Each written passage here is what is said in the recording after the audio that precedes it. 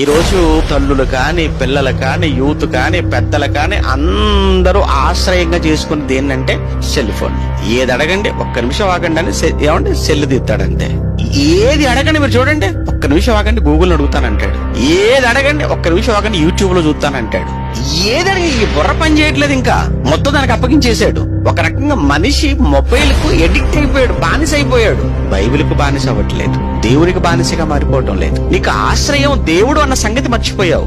ఈరోజు తల్లిదండ్రులుగా మీరు చేస్తున్న తప్పు ఒకసారి మీరు చూడండి. ఎంత గొప్పగా చెప్తున్నారంటే మళ్ళీ తండ్రులు వచ్చేసి ఏమండి అసలు ఫోన్ ఉంటదిలే కానండి, మాకంటే మా పిల్లకే దాంట్లో బాగా ఆప్షన్స్ బాగా తెలిసింది, మాకు ఏది కావాలన్నా ఆడే చేసి పెడతారండి, ఆడే చూసి పెడతారని అంటున్నాడంటే అది నీ ఎంత సిగ్గుపడాల్సిన సంగతి అండి. అది మనం గర్వపడుతున్నాం గానీ, అతిశయపడుతున్నాం గానీ ఆ విషయంలో మనం సిగ్గుపడాలి. అసలు వాడేంటి, వాడు వయసు ఏంటి, వాడు సెల్ ఆపరేట్ వాడు చేయటం ఏంటండి?